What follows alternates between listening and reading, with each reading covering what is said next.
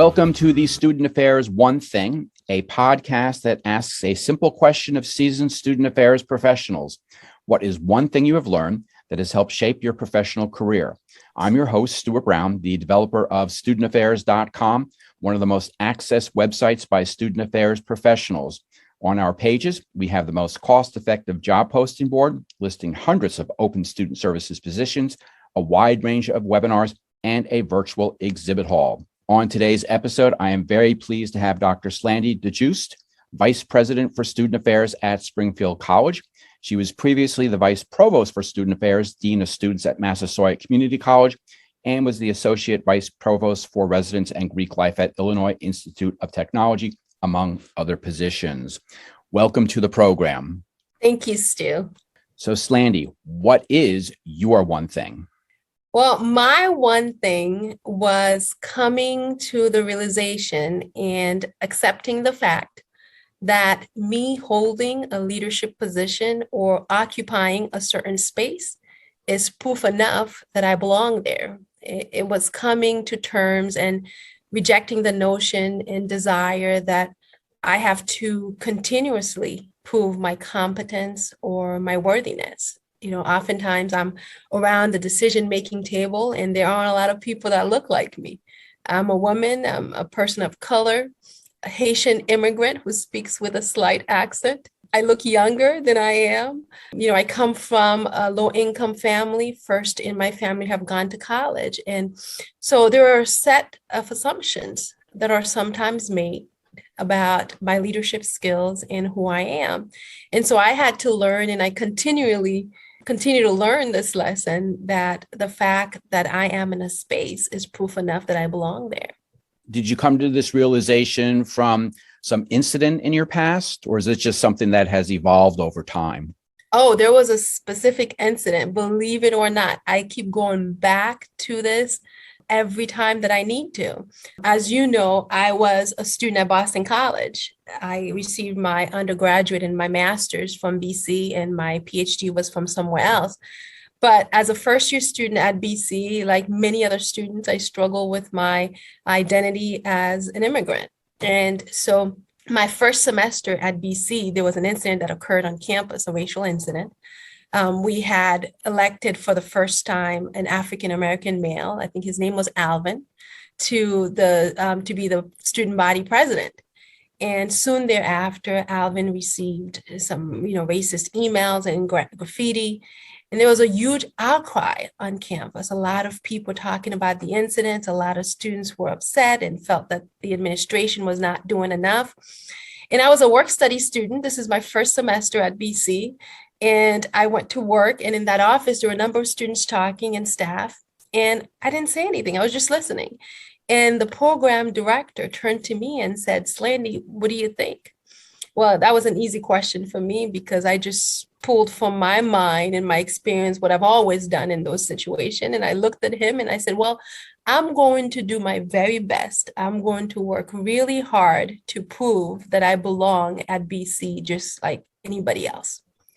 And I have never forgotten his answer. He looked at me and he said, "Slandie, you don't have to prove anything to anybody. The fact that you're here is proof enough that you belong." And I have never forgotten that conversation. In fact, 3 years ago, I looked him up and I said, "Hey, do you remember this conversation?" And he said, "I do." And I said, "You have no idea what you've done for me, because not only have I used that in graduate school, but I continue to use it throughout my career." Was there a time in your professional career where there was an incident or, let's say, an episode that you had to face that self-competency question again, sort of at a different level than when you were an undergraduate? Oh, absolutely. It happens every time I move to another position. Not only do you have to contend with the fact that it's a new institution and you're meeting new people, but I also have to contend with the fact that this is all of me, my identity, right? And have to combat the desire to feel that I need to prove that I was the right candidate. It comes up every single time that I move to a new position. It takes some time. Was there a specific episode? I can't recall a single episode since that episode I had at Boston College. It's just something that I go through each time that I transition. But there have been times, maybe it's a presentation or training that I have to lead. Maybe it's a task that I have to lead that I sometimes, doubt that I'm able to do it. Or maybe it's something that someone says. Sometimes, and I've had this happen to me too so many times, I would walk into a room with a staff member and people would assume that they're my supervisor and not the other way around. And so, you have these moments over and over again, and some people would describe them as microaggression that you have to keep pushing through. What would you say to graduate students, new professionals in the field with what you went through? And what would be, in a sense, your conversation that you would have with them that you had with that supervisor so many years ago?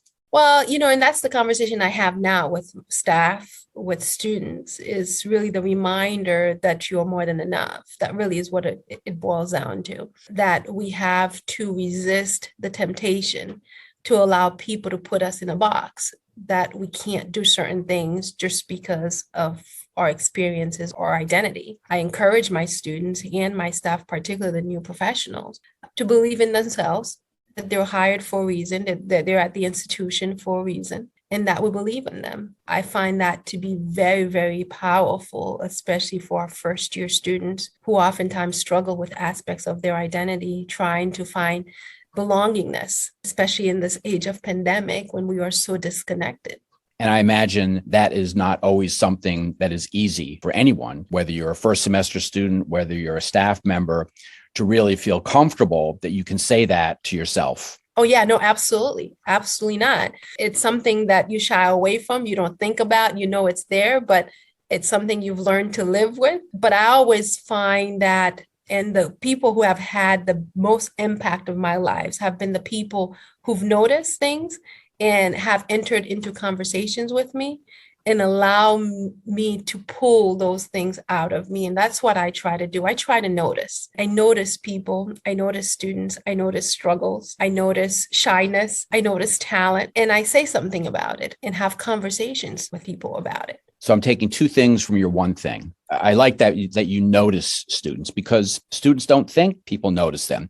And going back to that first semester, that your supervisor noticed you and instilled some confidence in you that I think we don't always think about when we're working with students, that one little sentence or something, here you are remembering that, and that is part of maybe a guiding force all these years later. So I think when we're working with students, we have to realize that we do have an effect and that it is something we should notice students and not just take them for granted as their work study student or they're in a class, but to really reach out to them. Yeah, no, absolutely. Everyone, especially students, are looking to be seen.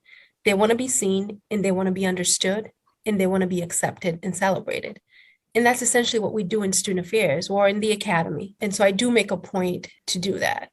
Slandie, thank you so much for sharing your one thing. I think this is very important because it's very easy to not recognize students, not to notice, not to say. We have very busy lives, and sometimes we just don't do the simple things that can stay with a student for a very, very long time.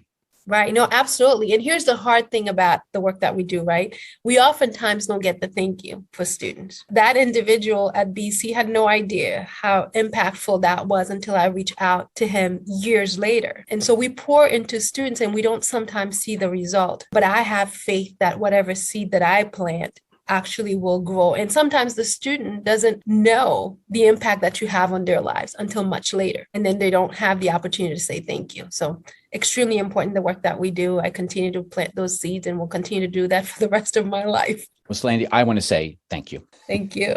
I've been speaking with Dr. Slandie Dieujuste, Vice President for Student Affairs at Springfield College. You have been listening to the Student Affairs One Thing, a podcast that asks a simple question of seasoned student affairs professionals.